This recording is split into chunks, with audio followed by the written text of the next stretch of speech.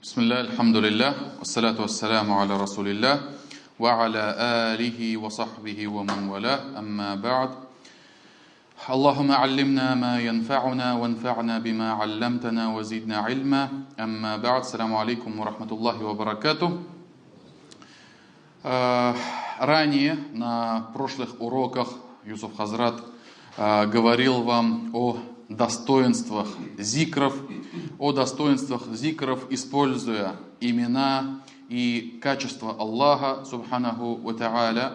И поэтому сегодня на этом уроке я хотел бы поговорить о теме, которая является важной для всех нас и является основой веры в Аллаха.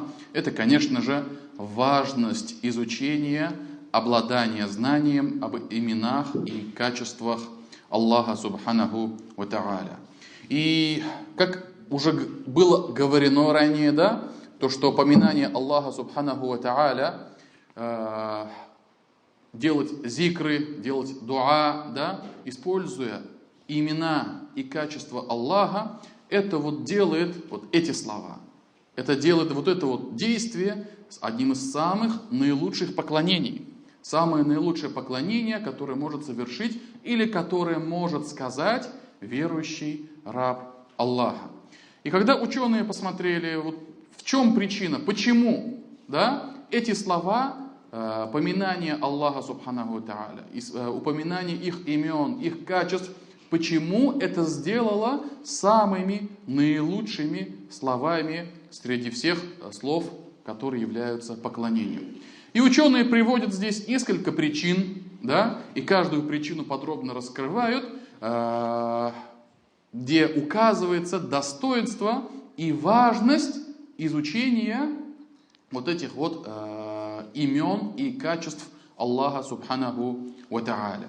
И первая причина, и самая главная причина, это то, что изучение имен Аллаха — это самая важная и самая достойная наука. Даже среди всех делений, всех деяний, которые изучаются в процессе изучения веры в Аллаха, изучения единобожия, таухида, да, самая важная и самая великая, да, великая наука — это изучение как раз-таки имен и качеств Аллаха субханаху ва та'аля.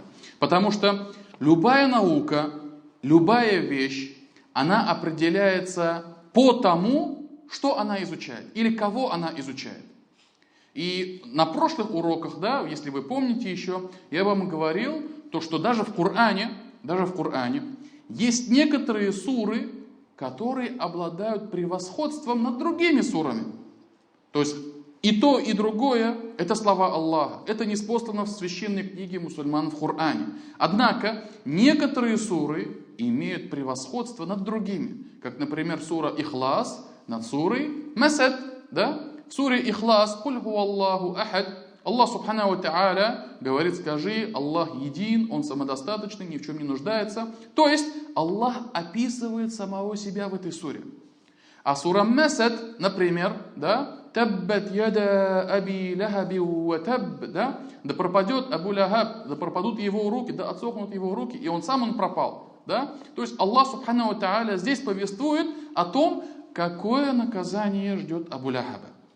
И поэтому, безусловно, и то, и другое откровение от Аллаха, и то, и другое является величественным словом Аллаха, Кораном, да? И за чтение любой буквы из этих сур дается 10 наград верующему. Однако сура Ихлас, она более достойна. Сура Ихлас, она более, обладает большим превосходством, чем сура Масад. И поэтому и изучение имен и качеств Аллаха субханаху ва та'аля, вот эта вот наука, из-за того, что она изучает Аллаха, из-за того, что она дает нам знания об Аллахе, о Его именах, о Его качествах, это делает эту науку самой величественной. И для нас это тоже, конечно же, напоминание и направление, да, чтобы мы, да, изучали и свое внимание, главное внимание уделяли именно этой науке. Значит, первое, то, что наука, изучение имен и качеств Аллаха – это самая величественная наука. Вторая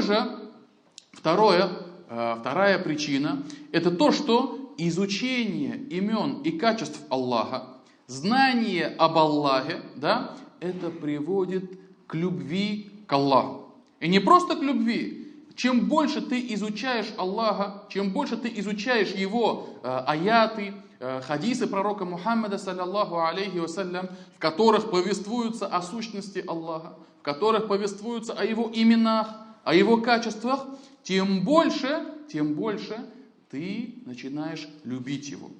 Начинаешь тем больше страшиться Его. Начинаешь тем больше надеяться на Него. И начинаешь еще больше становиться искренним в своих делах. Потому что, вот когда читаешь аяты, где Аллах Субхану ва Тааля приказывает нам быть искренними, когда читаешь хадисы, да, где говорится то, что Аллах не принимает деяний, дел, в которых верующий, раб, молящийся предает Аллаху за товарищей, да, где посланник Аллаха, саллаллаху алейхи ва саллям, говорит то, что каждое дело будет оцениваться именно по намерению. Если в этом намерении не было искренности, значит и награды никакой не будет. Все эти аяты, все эти хадисы, они в итоге заставляют задуматься верующего и тем самым усиливая его богобоязненность и усиливают в нем любовь, страх и надежду в Аллаха, да, в сердцах верующего. И поэтому некоторые ученые сказали, да, самая великая нужда рабов Аллаха – это в знаниях, то есть самая великая нужда или самая великая жажда верующего в знаниях – это знание о его Создателе, знание о его Творце. И каждый раз, когда раб начинает изучать о своем Создателе и получать новые знания, он становится более богобоязненным. Но каждый раз, когда он отдаляется от этого знания, он становится и пренебрежительным к его деяниям, и к его ослушаниям. Да?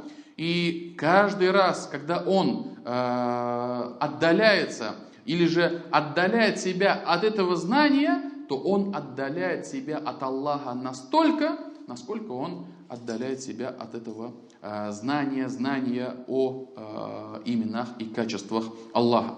И подобные слова говорил Фудейль ибн Аяд, если не ошибаюсь, да? Он сказал, то, что каждый раз, когда человек совершает прегрешение, ослушание, да, когда он каждый раз ослушивается Аллаха, то все это происходит по причине его невежества об Аллахе. Каждый раз, когда он совершает какой-нибудь грех, любое прегрешение, большое или маленькое, да, вот в этот самый момент он невежественен по отношению к Аллаху, невежественен по отношению к его знаниям, невежественен по отношению к его всеобъемлющим, то, что он везде его видит, то, что он везде его слышит, то, что он наблюдает за ним. Он невежественен по отношению этим качествам Аллаха Субхану ва Тааля, и вот из-за этого он набрался воли, набрался смелости, да, и совершает прегрешение, совершает ослушание Аллаха, да, совершает то, что Аллах запретил, и тем самым впадает в грех. И поэтому, уважаемые братья, знание об Аллахе, изучение имен Аллаха, изучение качеств Аллаха должно усиливать и приводит, да, к усилению любви к Аллаху, к страху, увеличению страха перед Аллахом, да, увеличению надежды на милость на милость Аллаха и Его блага. Также ученые сказали, одна из причин, почему мы должны изучать имена и качества Аллаха, ученые сказали, то, что Аллах Субханаху ва Тааля создал все в этом мире, создал все живое, да? Выявил из небытия и придал жизнь, да? А также Аллах подчинил своим созданием небеса и землю, да? Для того, чтобы они познали Аллаха, для того, чтобы они поклонялись Аллаху Субханаху ва Тааля. И Аллах, субханаху ва та'аля, в этом в Коране говорит, например, в суре Талак, в 12 аяте, Аллах говорит: Аллаху алладhi халяка саб'a самавати ва минал арди мithляхун, ятаназзалу ал-амру байнахун, лита'ламу анна Аллаха аля кулли шай'ин кадир, ва анна Аллаха кад ахата би кулли шай'ин ильма. Аллах говорит: Аллах тот, который создал 7 небес и сотворил столько же земель, и повеление его не сходит между ними, то есть не сходит между небесами и землей, да, для того, чтобы вы знали, что Аллах способен на всякую вещь. И то, что Аллах объемлет своим знанием всякую вещь. И вот здесь вот Аллах субханаху ва та'аля, да, прямым текстом нам указывает для того, чтобы вы знали о мощи Аллаха, для того, чтобы вы знали о знаниях Аллаха субханаху ва та'аля, для того, чтобы вы обладали этим знанием. И поэтому Аллах субханаху ва та'аля, да, показал нам все это, объяснил нам все это для того, чтобы мы изучали знания об Аллахе, да, а также для того, чтобы поклонялись. И в другом аяте это более ясно становится, да. Аллах субханаху ва та'аля говорит: وَمَا خَلَقْتُ الْجِنَّ وَالْإِنسَ إِلَّا لِيَعْبُدُونَ مَا أُرِيدُ مِنْهُمْ مِنْ رِزْقٍ وَمَا أُرِيدُ أَن يُطْعِمُونَ إِنَّ اللَّهَ هُوَ الرَّزَّاقُ ذُو الْقُوَّةِ الْمَتِينُ. Аллах говорит, да, я создал людей и джиннов только лишь для того, чтобы они поклонялись мне. Только лишь для того, чтобы они поклонялись мне. И когда вот комментируют этот аят, некоторые ученые тафсиров, да, они говорят, то, что здесь подразумевается под словом «поклонялись», да, для того, чтобы они познали меня, узнали обо мне. Да? А когда уже человек узнает об Аллахе, то это непременно должно приводить к тому, чтобы он начал поклоняться Аллаху. Когда раб Аллаха и узнает об Аллахе, то, что он является его создателем, то, что он является дарующим пропитание, то, что он является знающим, слышащим, видящим, да, он является величественным, могущественным, это все приводит его к тому, что он, понимая то, что он перед Аллахом ничтожный, слабый раб, который нуждается в Аллахе, да, и это его должно приводить к тому, что он должен поклоняться Аллаху. И Аллах продолжает там же, это сура Дарият, 56 аят, и Аллах там же говорит: «Ма уриду минхум мир ризки, ва ма уриду ан ют'имун». И я не хочу от них, от людей, чтобы они даровали мне или чтобы давали мне удела, чтобы давали мне какой-то удел, какой-нибудь ризк. И я не хочу, чтобы они кормили меня. Да? «Инна Аллаха хуа разаку зуль кувватиль матин». И Аллах в третьем же аяте, подряд идет, да? И в третьем же аяте говорит: «И воистину Аллах является наделяющим уделом, обладающим могуществом крепким». Вот эти вот 3 аята, идущие подряд. И Аллах субханаху ва та'аля, во-первых, говорит то, что первая и единственная цель создания людей, мира людей и мира джиннов, это для того, чтобы они знали Аллаха, поклонялись Аллаху субханаху та'аля, выполняли Его предписания, да, остерегались Его запретного. И второй аят, Аллах субханаху та'аля сразу же отвечает на все те вопрошания, да, то, что, быть может, он нуждается в этом, быть может, у него есть какая-то нужда. Нет. Аллах говорит, ему не нужно никакой удел от вас, ничего не нужно, да? И Аллах не хочет, чтобы вы его кормили. Аллах субханаху та'аля обязал нас своими приказами, да, обязал нас совершением айбадата, поклонения, не из-за того, что он нуждается в нас, чтобы вот ему без этого невозможно существовать. Нет, Аллах ни в чем не нуждается. И Аллах субханаху та'аля этим аятом отвечает даже на те слова, которые среди людей, они достаточно много ходят, да, и человек вообще в чем он нуждается сам, да? Человек нуждается, чтобы он постоянно ел, питался и так далее, да? То есть это основная нужда человека. И Аллах говорит, то, что вот вы в чем нуждаетесь, Аллах в этом не нуждается. Аллах ни в чем не нуждается. И Аллах в третьем же аяте закрепляет то, что не воистину, да, это Аллах, дарующий удел, это Аллах, обладающий могуществом, и это Аллах, то есть одно из его качеств, то, что он является крепким и наделяющим уделом. И поэтому, уважаемые братья, этот аят опять-таки показывает нам то, что мы должны изучать имена и качества Аллаха и делать из этого выводы, что мы должны поклоняться Аллаху. И, кстати, нужно отметить, да, вот относительно этого аята, «Вама халактуль джинна валь инса илля лиябудун», я создал людей и джиннов только лишь для того, я создал джиннов и людей только лишь для того, чтобы они мне поклонялись. Некоторые люди воспринимают этот аят как призыв всю свою жизнь посвятить поклонению, затворничеству.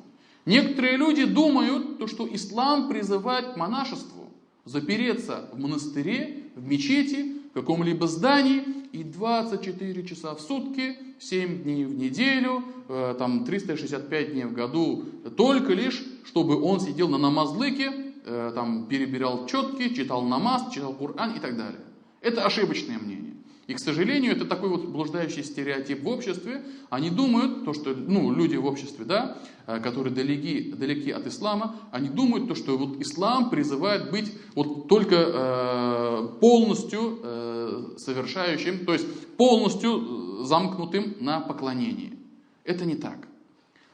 И мусульмане, как и остальные люди, они могут заниматься обычными простыми бытовыми вещами. Они могут заниматься тем, что им нравится, они могут веселиться, они могут жениться, у них могут быть дети, они могут работать.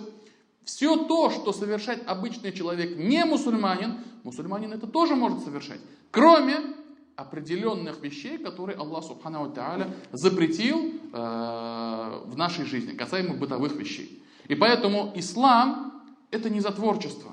Пророк, саллаллаху алейхи вассалям, запрещал монашество, да, и есть изречение, где говорится, что нету монашества в исламе, да, вот как, например, в других конфессиях, есть же такое понятие, даже у православных, по-моему, да, пострижен в монашество, говорят, да, то есть этот человек, ему запрещено жениться, он все, как бы принял сан, или определен, я не знаю, что у них там, да, и все, и полностью теперь он в монастыре совершает только лишь то, что он должен как бы совершать из религиозных дел, остальное все запрещено. Нет, в исламе такого нету. В исламе, кем бы человек ни являлся, простым прихожанином в мечети, или же хазратом, или даже муфтием, каким-нибудь ученым, да, ему дозволено все то, что дозволено обычному человеку. Из того, что мы совершаем. Жениться, растить детей, заниматься какой-то торговлей, если ты хочешь, да, заниматься любимым делом, иметь хобби, да, отдыхать и так далее. И поэтому вот это вот очень неправильное представление об исламе, и мы сами тоже людям должны показывать то, что как бы мы не такие замкнутые, с хмурыми лицами люди, да, которые как бы здороваются только со своими, или же, например, которые не разговаривают ни с кем, с другим, кроме как с молящимися, которые в мечети и так далее. Нет. Мы должны показывать свою приветливость, мы должны показывать свое радушие и другим, остальным, да, где надо приветствовать, здороваться, проявлять адаб свой, да, и, показывать улыбку на лице. Потому что у нас в жизни, в обществе, да, где подавляющее большинство людей являются не мусульманами, для нас важно, когда мы взаимодействуем с обществом, показывать хороший пример не словами, а своим телом, своим поведением, своими действиями. Почему? Потому что вы же понимаете, и это наверняка в жизни многие с этим встречались, да, то человеку западает в сердце не слово сказанное обычно, да, а именно какой-то поступок. Именно какая-то помощь, какое-то дело. Вот это вот западает в него. Безусловно, и слова тоже иногда помогают, да, но очень часто окружающие нас оценивают именно по нашим делам. И поэтому и не только на словах, и на делах, чтобы мы показывали то, что мусульмане, как говорится, быть мусульманином это круто, да, если современным языком выражаться. Поэтому ничего в этом страшного нету, никто не является затворником, обычный такой же человек ведет такую же обычную жизнь, как и остальные, да, но вместе с этим он поклоняется Аллаху. он чтит предписания, он выполняет фарзы, которые Аллах Субханаху Тааля его обязал, да, и это никоим образом не отяжеляет его жизнь. Это никоим образом не делает его жизнь какой-то тюрьмой или же каким-то, допустим, там, каким-то подавленным состоянием. Нет, это наоборот бодрит его. Это наоборот украшает его жизнь. И поэтому этот аят указывает: «Вама халактуль джинна валь инса илля лиябудун». Я создал джиннов и людей для того, чтобы они мне поклонялись. Как некоторые ученые сказали, здесь под словом поклонение подразумевается, чтобы выполняли предписания Аллаха Субханаху ва Тааля и считали дозволенным то, что дозволил Аллах, и считали запретным то, что запретил Аллах. И поэтому, уважаемые братья, вот эта вот причина, третья причина, она то есть побуждает нас, чтобы мы изучали знания об Аллахе, чтобы мы изучали Его имена, чтобы мы изучали Его качества, для того, чтобы мы еще больше и еще лучше поклонялись Аллаху Субханаху ва Тааля. Также ученые сказали, одна из причин, почему мы должны изучать имена и качества Аллаха, и в чем выражается его это достоинство, в том, что, во-первых, когда мы говорим о изучении имен и качеств Аллаха, это, безусловно, относится к вопросу веры в Аллаха. А вера в Аллаха это является одной ступенью из 6 степеней имана. Так ведь? Как об этом сообщил пророк Мухаммад, саллаллаху алейхи вассалям, в хадисе, знаменитом хадисе Джабраиля, да, когда приходил ангел Джабраиль и задавал вопросы пророку Мухаммаду, саллаллаху алейхи вассалям, относительно ислама, что такое ислам, что такое иман. И пророк, саллаллаху алейхи вассалям, перечислил 6 столпов имана. И среди этих 6 столпов самым величественным и самым важным является вера в Аллаха. Остальные столпы тоже важны, несомненно, да? Но без первого столпа остальное все меркнет. И поэтому самый важный столб имана – это вера в Аллаха. А как мы, да, познаем веру в Аллаха, как мы вот эту веру закрепим в себе, не изучив имена и качества Аллаха? Как мы это утвердим в своем сердце? И поэтому, уважаемые братья, вот это вот изучение имен и качеств Аллаха, это как раз таки и усиливает нашу богобоязненность перед Аллахом, укрепляет веру, делает ее в сердце установленной. Аллах Субханаху ва Тааля об этом в Коране говорит в суре Фатир, 28 аяте. Аллах сказал: «Иннама яхшаллаха мин айбадихи уляма». Если дословно перевести, поистине страшатся Аллаха из его рабов только лишь ученые. Ну, это буквальный перевод, да, но здесь подразумевается не ученые в привычном нашем понимании, да, то, что ученые, знающие, которые изучали долгое время религию и так далее, да, а знающие. То есть это может быть и простой какой-нибудь прихожанин, и это может быть и ученый, который долгое время изучал религию. Оба они будут считаться знающими, да, если, оба они будут страшиться Аллаха, если они будут знающими об Аллахе. И поэтому обычно этот аят переводит подобным образом, да, то, что страшатся Аллаха из его рабов только лишь знающие. Ибн Касир, когда комментирует этот аят, говорит, этот аят показывает нам, что и истинным страхом страшатся Аллаха только лишь те, которые познают Аллаха. Только лишь те, которые знают Аллаха. Только лишь те, которые изучают Аллаха Субханаху ва Тааля. И каждый раз, когда мы изучаем и увеличиваем это знание об Аллахе, мы понимаем, да, что мы изучаем величественного, могущественного, знающего, описываемого качествами, качествами совершенства, да, качествами совершенства, а также того, кого именуют самыми лучшими именами. Самыми лучшими именами. И это, конечно же, знание об Аллахе. Знание об Аллахе. И каждый раз, когда мы будем изучать это знание об Аллахе, да, то это наша вера, да, и наш страх станет более величественным и более сильным. Более сильным.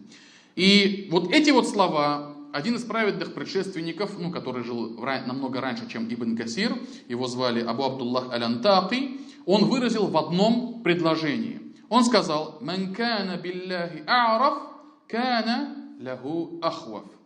Тот, кто является более знающим Аллаха или об Аллахе, тот, кто обладает большими знаниями об Аллахе, тот является более страшащимся Аллаха, чем кто-либо остальной. Более страшащимся Аллаха, чем кто-либо основной. И вот это вот, уважаемые братья, это показывает, да, то, что знания, они могут быть разными. Кто-то, допустим, может заучить наизусть Коран, да? Кто-то может заучить наизусть сборники хадисов. Кто-то может наизусть отчеканить различные науки, фикх, мирас и так далее, да? Эти науки. Но если в него сердце знание об Аллахе и страх перед Аллахом, искренность, надежда на Аллаха, вот этих вот деяний не будет, если они будут отсутствовать, то эти знания, эта зубрежка им ничем не поможет. Вспомните хадис, где пророк Мухаммад, саллаллаху алейхи вассалям, сказал, да, про 3 людей, которые первыми будут выброшены в огонь. Кто были эти люди? Это был хафиз, Коран хафиз, да, которого первым выбросили в огонь. Второй, это был мученик, павший на поле боя. Третий, это был богач, который тратил все свои имущества на пути Аллаха. А почему же их это не спасло? Там дальше в хадисе описывается, да, то, что когда привели хафиза, заучившего Коран наизусть, Аллах Субхану ва Тааля говорит, да, что ты совершал в этом мире? Я, говорит, выучил Коран, да, выучил Коран. И зачем ты это сделал, да? Для того, чтобы приблизиться к тебе, для того, чтобы изучить твои слова и так далее. И затем Аллах Субхану ва Тааля скажет: нет, когда ты скажет, ты солгал, ты не для этого. А ты все это сделал, заучил для того, чтобы о тебе сказали, что ты кари, чтец, известный чтец, да, он может прочитать Коран подобными караатами и так далее, да, он может, любую страницу называешь, он может с этой страницы продолжить и так далее. То есть ради собственного эго, не ради искренности, не ради Аллаха он это сделал. Понимаете? И это его и погубило. И мученик, который пал на поле боя, да, который сражался за религию, который сражался ради Аллаха, на пути Аллаха, да, это его не спасло. Почему? Когда тоже его приведут к Аллаху, и он скажет: что ты сделал? Вот, о Аллах, я сражался на твоем пути, я пал мучеником, сражался ради тебя. Аллах скажет: ты солгал, ты сражался для того, чтобы про тебя говорили герой, смелый, да, и это его и погубило, и его выбросят в огонь. И богач то же самое, да, который тратил день и ночь свое имущество на пути Аллаха. И когда Аллах будет спрашивать: а что ты делал, что ты совершал из моих благ, да, он будет говорить: я на твоем пути тратил, делал садака и так далее, подаяние, милостыню раздавал, да. Аллах скажет: ты солгал, ты это все делал для того, чтобы тебя хвалили и говорили: смотрите, какой щедрый. Это его не помогло. И поэтому, если знание не приводит к появлению страха перед Аллахом в сердце, то это знание не поможет человеку. Что бы вы ни изучали, что бы вы ни читали, если это не приводит вас к тому, что ваша вера становится сильной, что ваша надежда на Аллаха увеличивается, что ваш страх, ваша богобоязненность перед Аллахом становится большой, да? Если это не приводит, то это знание не спасет человека. Понимаете? И поэтому вот эти вот слова Абу Абдуллах Аль-Антакия, да, тот человек, который обладает большими знаниями об Аллахе, то он и больше страшится его, чем остальные, чем другие. И вот это вот правило должно действовать для всех нас. Не только для того, который учился в университете 7-8 лет, еще книги заучивал, зубрил и так далее, да и вообще он всю свою жизнь посвятил знаниям. Это не только к нему относится, это ко всем нам. И вообще в целом религия побуждает нас к знаниям, да, к изучению чего-то нового постоянно, чтобы на месте не топтаться. И поэтому, когда читаем хадисы, где говорится о достоинствах требования знаний, изучения чего-то нового, да, кто-то воспринимает то, что я же простой прихожанин, я же просто на намаз прихожу там и так далее. Это не меня касается. Это касается вон хазрата какого-нибудь, устаза или шакирда в медресе. Кто-то думает вот так вот, да? Нет, это тебя тоже касается. И ты вот сейчас в своем положении, если ты до сих пор не умеешь различать букву алиф от простой палочки, это твой недостаток. Это твоя ошибка, и ты должен над этим работать. И поэтому, уважаемые братья, мы должны себе сделать как правило, каждый раз, как мы изучаем об Аллахе, каждый раз, когда мы изучаем Его имена, это по милости Аллаха, иншаллах, приведет к тому, что наш страх перед Аллахом будет усиливаться, и наша надежда на Аллаха будет только лишь крепнуть. Будет только лишь крепнуть. И также ученые сказали, вот из-за этого изучение имен Аллаха и Его качеств, это рождает в сердцах раба множество видов поклонений.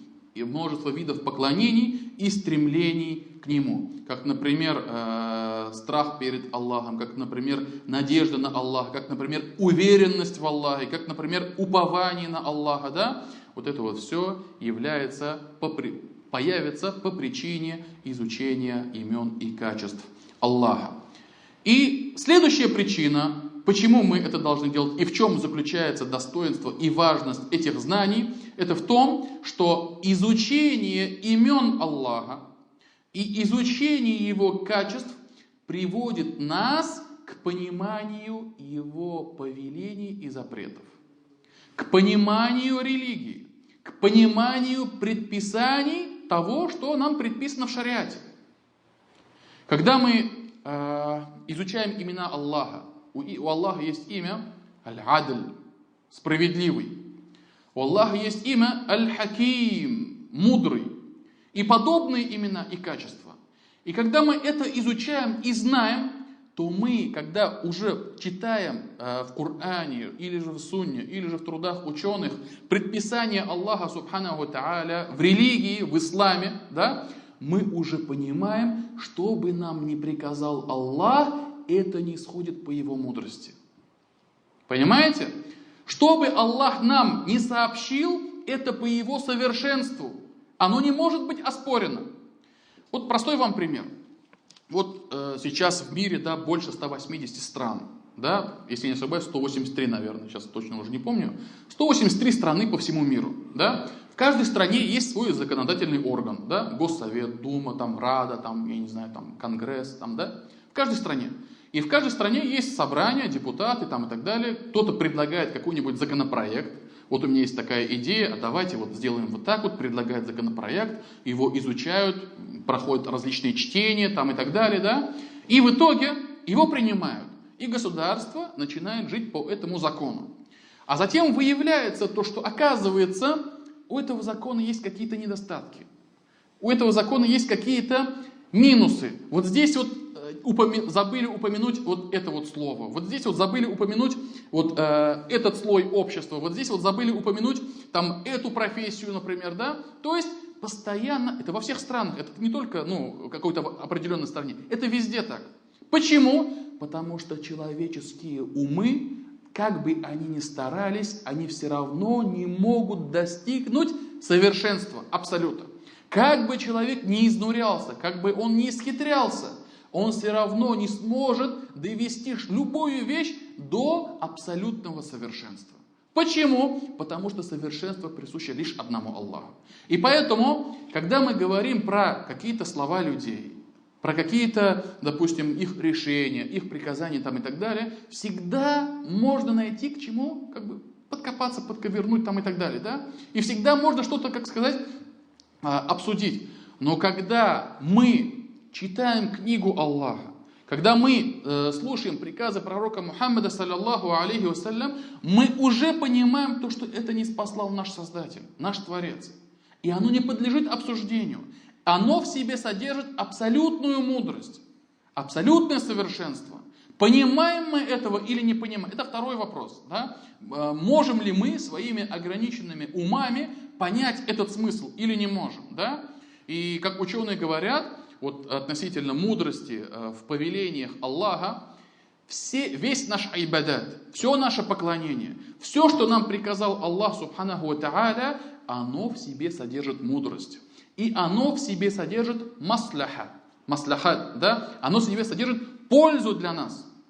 И некоторые из этих мудростей мы своими ограниченными умами можем постичь. Но некоторые мудрости мы не сможем постичь. Почему Аллах Субханаху ва Тааля сделал зухр намаз 4 раката фарза?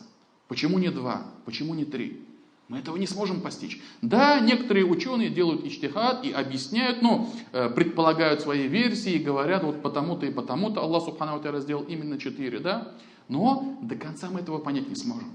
Почему Аллах Субханаху ва Тааля предписал иные какие-то фарзы? Да? Мы можем понять смысл некоторых вещей, например, закат. Да? Почему Аллах предписал выплату заката? Для того, чтобы общество само себя лечило. Богатые одного общества помогали бедным и тем самым искореняли бедность в обществе. Да? Человеку, чтобы не давали ему рыбу, ну, как сейчас говорят, да? Не подарить человеку рыбу, а подарить ему удочку.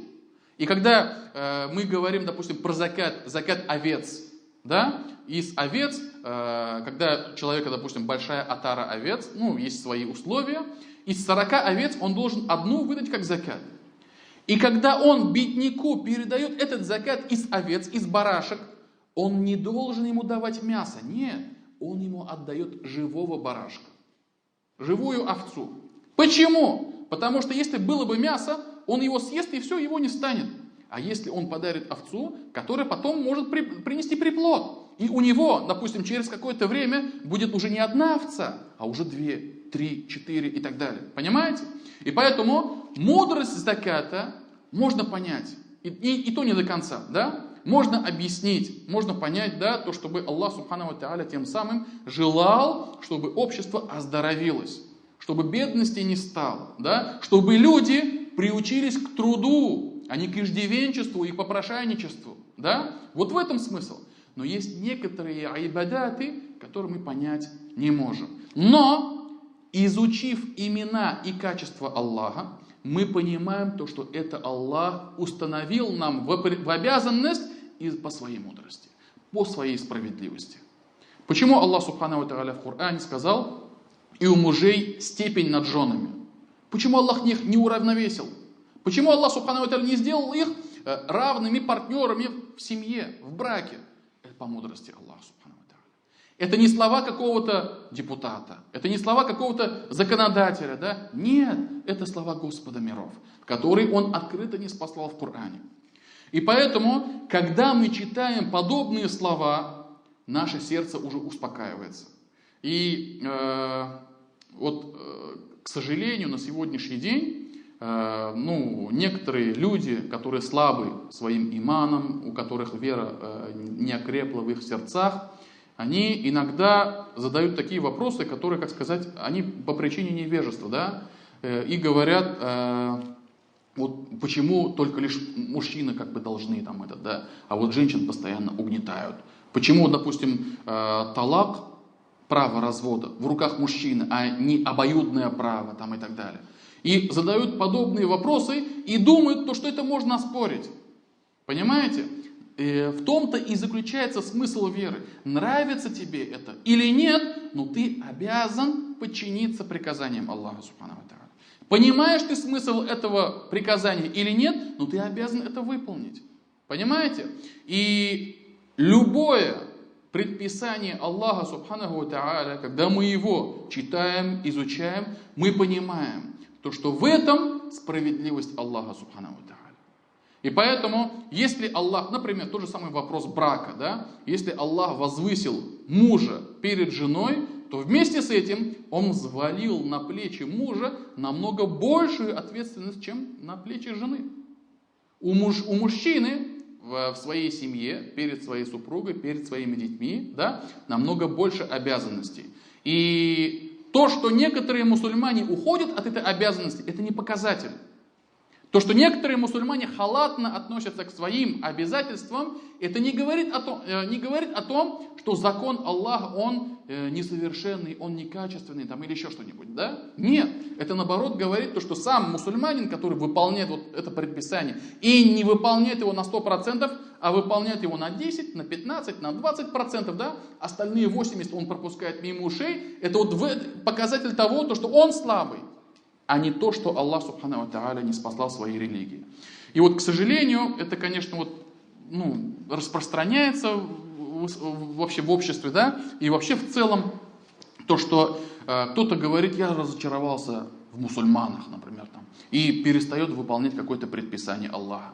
Кто-то, например, начинает подвергать основные базовые принципы, которые в религии ислам установлены пророком, саллаллаху алейхи ва саллям, и никак не пересматривались. Например, кто-то говорит, что такое хиджаб. Хиджаб это же в тех местах, во времена пророка, саллаллаху алейхи ва саллям, это была необходимость. Это в жарких странах там и так далее, да? А сейчас-то нет такой необходимости. И начинают обсуждать, правильно ли же это или нет, подходит ли это к нашему времени или нет, да? И начинают обсуждать предписание Аллаха Субхану ва Тааля. Но они ошибаются в том, то, что пусть даже вопрос хиджаба или иные вещи, это то, что Аллах Субхану ва Тааля ввел нам в обязанность. Это не общество пророка Мухаммада, саллаллаху алейхи ва саллям, надавило на пророка Мухаммада, чтобы он сказал, покройтесь, женщины, ладно. Нет. Это не является каким-то, допустим, особенностью его народа или же национальной одежды там и так далее. Нет. Это то, что Аллах Субхану ва Тааля вменил в обязанность. И мы должны понимать, все, что говорит пророк Мухаммад, саллаллаху алейхи ва саллям, и все, что он приказывал выполнять, это не его слова, это не его приказы. Это приказы Аллаха Субхану ва Тааля, которые были доведены до пророка, а он довел до нас. Аллах в Коране в суре Наджм говорит: «Вама янтику анил хава ин хуа илля вахью юха». И он, Мухаммад, он ничего не говорит по своей прихоти. Все, что он говорит, это неспосылаемые откровения. И поэтому каждый раз, читая какой-либо хадис пророка Мухаммада, саллаллаху алейхи ва саллям, в котором нет никаких сомнений относительно его достоверности, и где он говорит: о, мусульмане, поступайте так-то, или же мусульмане, не поступайте так-то, не должно быть никаких сомнений в том, что это не слова пророка Мухаммада, а это приказ Аллаха, который он внушил пророку Мухаммаду, а он довел до нас. И поэтому это не общество надавило на него, это не из-за какой-то, допустим, там, я не знаю, там, особенности его народа, времени там и так далее, или же эпохи, или же века, да, он сказал, вот поступайте вот так вот. Нет, это не спасал Аллах. А когда мы понимаем то, что это приказ Аллаха Субхану ва Тааля, и он справедлив, и он содержит в себе мудрость, даже если мы эту мудрость не сможем осознать, мы понимаем то, что этот приказ Аллаха, он не изменится. Изменятся времена, изменятся народы, уйдут другие, одни, придут другие, изменится прогресс там и так далее. Но приказание Аллаха Субхану ва Тааля не изменится. Пророк Мухаммад, саллаллаху алейхи ва саллям, уже не сможет нам сообщить что-то новое от Аллаха Субхану ва Тааля после своей смерти. Все. Аллах Субхану ва Тааля в Коране говорит: «Аль-яума акмальту лакум динакум ва атмамту алейкум ни'мати». И вот сегодня я для вас завершил вашу религию. И те постановления, которые в религии, они не могут быть пересмотрены только лишь из-за того, что мы сейчас с вами живем в 21 веке, оказывается, сейчас у нас совсем другое время. В наше время так лучше не ходить или так лучше не поступать. Нет, они никогда не изменятся. Они были таковыми во времена пророка, саллаллаху алейхи ва саллям, они были таковыми и актуальными в средние века, они есть и сейчас, и актуальны и в наше время, да, и не теряют свою актуальность. И также будут, иншаллах, и нашим детям, нашим внукам, нашим потомкам. И это не изменится. То, что пришло от Аллаха, это не изменится. И поэтому, уважаемые братья, читая любое приказание Аллаха Субхану ва Тааля, стоит помнить то, что это от Аллаха, и оно не изменится до самого судного дня. Понятно? И также приказание пророка Мухаммада, саллаллаху алейхи ва саллям. И также другой вопрос относительно того, то, что кто-то, выполняя какие-то предписания, выполняя какие-то фарзы, видя недостатки в других людях, начинает разочаровываться в религии, начинает говорить там различные слова, там вот такие, вы сякие, вы меня обманули и все такое, да, нужно понимать, да, ради чего мы выполняем эти предписания. Ради чего мы выполняем фарзы, которые нам Аллах Субханаху ва Тааля установил. Ради чего мы совершаем намаз. Ради чего мы держим уразу и иные различные предписания. Если мы это делаем ради того, чтобы быть дружным с кем-то, чтобы понравиться с кем-то, или чтобы полюбить кого-то, или чтобы жить с ним в мире, в семье, в браке там, и так далее. Если только лишь ради этого, то этому грош цена. Мы должны совершать любое предписание Аллаха из-за того, что это Аллах нам предписал. И нас не должно колебать те изменения, которые происходят вокруг нас, или же те плохие поступки, те недостатки, которые мы можем увидеть в делах и в действиях других людей. И поэтому, уважаемые братья, изучение имен и качеств Аллаха Субханаху ва Тааля, это приводит нас к тому, что мы понимаем все то, что ниспослал Аллах, все его запреты, все его установления, да, все его повелевания, это все по причине его мудрости, по причине его справедливости, и это все по причине того, что Аллах Субханаху ва Тааля, Он является нашим Творцом, нашим Создателем, Он является властелином, да, и Он волен совершать любую вещь, и Он знает обо всем. И также нужно помнить то, что Аллах суров в наказании относительно тех, кто ослушается Аллаха. И вместе с этим нужно помнить то, что Аллах прощающий и милосердный к тем, кто кается перед Аллахом. И то, что Аллах величественный и мудрый. И вот на этом мы с вами остановимся, да? Иншаллах, продолжим на следующий урок, по милости Аллаха. И я надеюсь, что сегодня мы извлекли большую пользу относительно важности изучения имен Аллаха, изучения Его качеств. И самое главное, чтобы это проникало в наше сердце, укрепляло нашу веру, нашу богобоязненность, нашу тахва перед Аллахом. И чтобы мы были среди тех, о которых Аллах Субханаху ва Тааля говорит: «Иннама яхшаллаха мин айбадихил уляма». Поистине страшатся Аллаха лишь знающие. Субханак Аллахума бихамдик, ашхаду ан ла илляха илля ант, астагфирука ва атубу илейк. Джазакаллаху хайран.